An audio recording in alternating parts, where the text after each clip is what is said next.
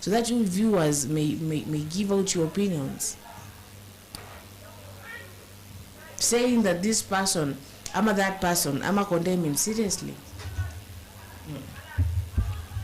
Kuna picha Kimani asema, Azolfa, hope I'm fine. Sudi has responded to Sifuna. He is very annoyed with the Sifuna attack on him at Citizen interview. Sudi is now insulting Sifuna. I mean, Peter, tuko fiti sana, hope uko fiti poa, so. But ni Sifu, ni Sudi. He will do a whole TikTok. He will do a whole TikTok the way he did a whole TikTok with effects for Mr. Gachagua, saying, oh, Gachagua alikuwa. That was Sifuna really insulting him. Sasa ona yanakuja na matusi. Sifuna was speaking. See now when you deal with some people, the kind of language they want to use. I'm going to go back and see that. Etiopia is very sober leader. He does not take nothing. Yes, he even walked out. I'm waiting for that footage. Felix, mjibu bwana Peter. Nakusalimia. Peter, I hope uko poa. Thank you so much for joining us. I don't know, Peter, what maybe will you say about the responses that the Senate could give yesterday about the comeback of Raila Odinga, whereby they could maybe claim that some of the individuals were happy and it ever seemed to be shameful? Yes? What can you say, Peter? Zulfa?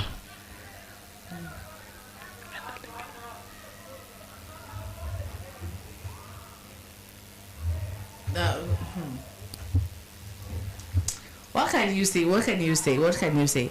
Because maybe I don't even touch on it until you people see. Sawa, mjisikize wenyewe, mjione wenyewe, muone maneno yaliyorushanishwa pale, you know. And I hate this thing of always blaming some people. Like, why? And why is this person responding with insults? Mbona yeye asimpe hataka ambayo umesoma kama yule alivompa hataka ambayo pia imeenda shule? Unaambiwa anapita akufine wine. So swali ambalo upita unaulizwa ni, if you watch that, sawa, why are we blaming a certain community for celebrating? Why are we doing that? Why are we saying watu fulani? In fact, I remember kulikuwa mpaka apparently leaked Gachagua WhatsApp group yake. It was leaked. Any Kenya, let me tell you, Mr. Felix, Kenya, you look at some things and you're like, people when they fail, they don't accept failure. They do not accept it because you're told, own it so that next time you will find out. They want to blame someone else for everything. They want to be like, ni nyinyi, ni wale, so mimi, kama suke kwa yule. And there's this Chinese thing, one of the Chinese laws, it says that a man that knows how to accept his faults, that is a man who is going far. But a man who doesn't accept his faults, that is a man who has a long way to go. Now, Zulfa, sorry for a slight simple inconvenience. So, Zulfa, I was trying to say this. It is not essential or necessary to celebrate someone is I don't know, the failure. The best thing you can do, it is better for you either to keep quiet or ujibe shughuli, right?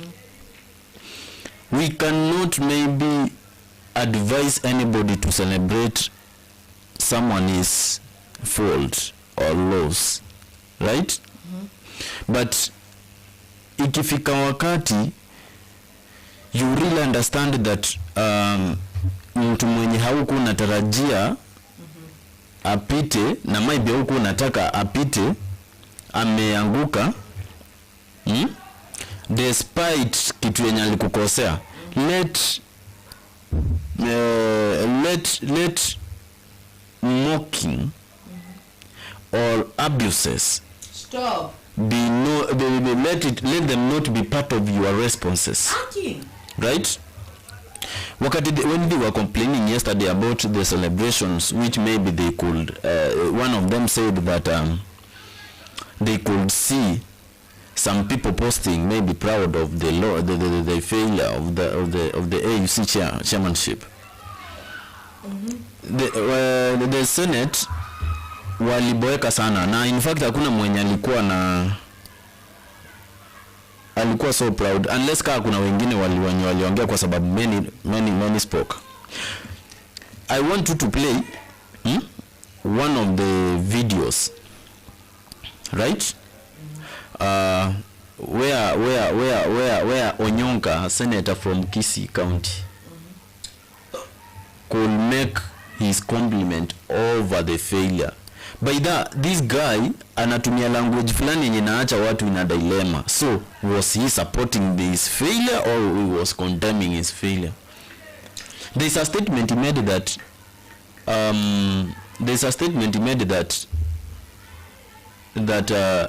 those people were celebrating that the country is going to regain when Raila is back, right? Wait, let me just play. Yeah, but the argument he could give is that the country was to regain when Raila will be back.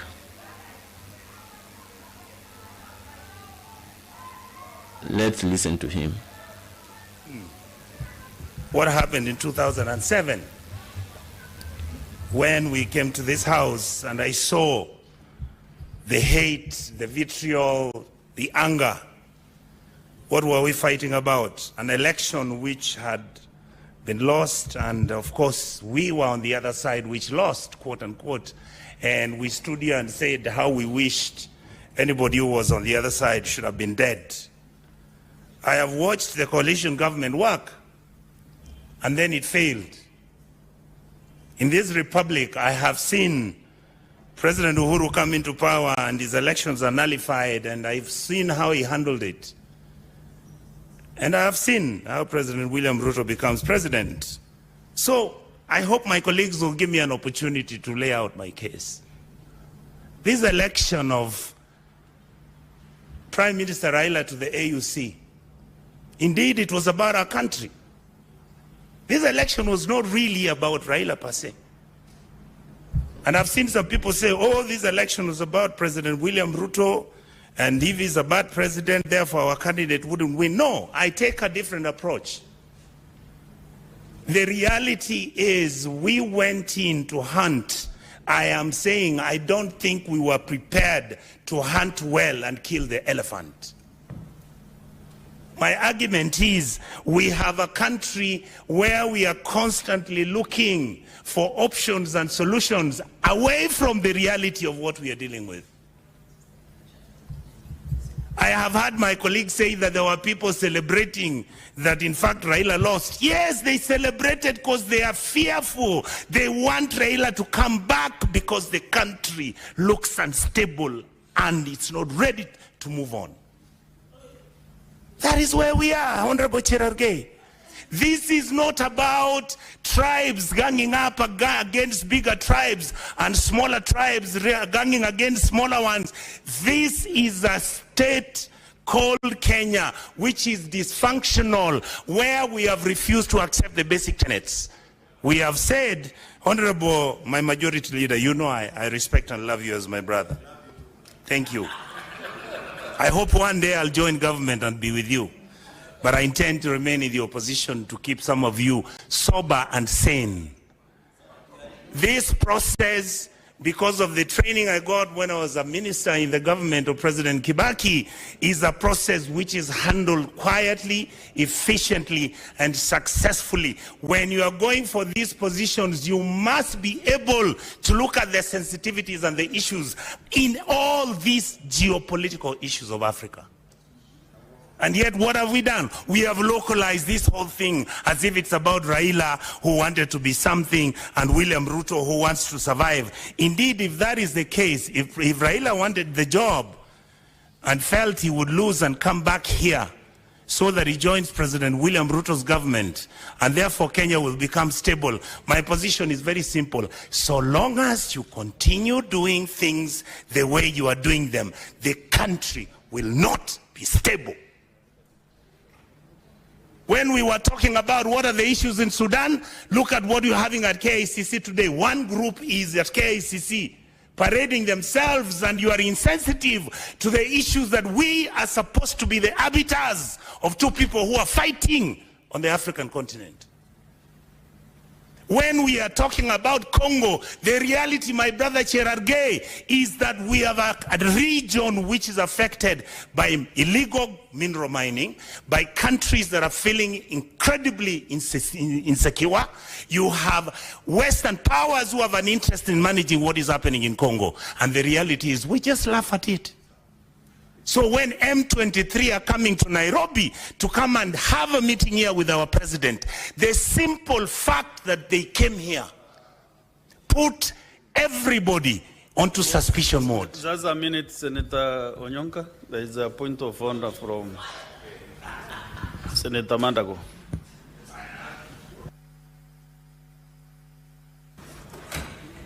Honorable Speaker, I've heard Senator Onyonka say M23 are coming to Nairobi. I don't know whether it's confusing. I said when they came. I said when they came. I know you don't know. When they came, M23 came to Nairobi, met our president, they launched themselves here. What did you expect President Kagame to do? What did you expect him to do? When information is coming out that all these groups are meeting around Nairobi, and we are not careful. There is a point of order still from... I was just wondering whether from Senator Mandago. The operations of Parliament have changed. Can Senator Onyonka provide evidence that M23 indeed came to Nairobi, met the president, and launched themselves here? I think it's a dangerous statement to be allowed to go on record without evidence. Substantiate. What question are you asking substantiate me? That, Mr. My Chair Health, what I said was this. Anytime when you have these groups that are fighting in the East African region, and one of them appears to be Nairobi, what it happens is it creates a destabilization which sometimes is imaginary, and yet the expectation is just like South Sudan. When the earlier group, or when the first group that was against the government came to Nairobi and they met. Onyonka, let me give you some direction. Yes. Since there is that point of order which you have not, we have not cleared, that it needs an evidence to show that M23 came to Kenya, met the president, and launched themselves. What I said... Maybe if you don't have that evidence, when are you ready to provide the evidence? Mr. Speaker, what I said is that the M23 made contact, and indeed, the president of Kenya's responsibility was for him to start negotiating with them and the Rwandese government. What I am saying is, those discussions as they started... Did you say that they came to Nairobi? I said yes. And met the president? Yeah, no, I said they came, yes. No. No, I don't need any direction from the members. Say what you're saying. That is why I'm here. I'm reasoning why, to the members. I don't know why you don't want me to talk. Mr. Speaker, let me make it easy for you. I withdraw. Okay, fine. And I apologize for my majority. Can I proceed? Proceed? So let me say, so that you don't waste my time, let me say what I'm saying. We, as a leadership, must understand that whatever that was happening is not removed from our reality. Just as you're planning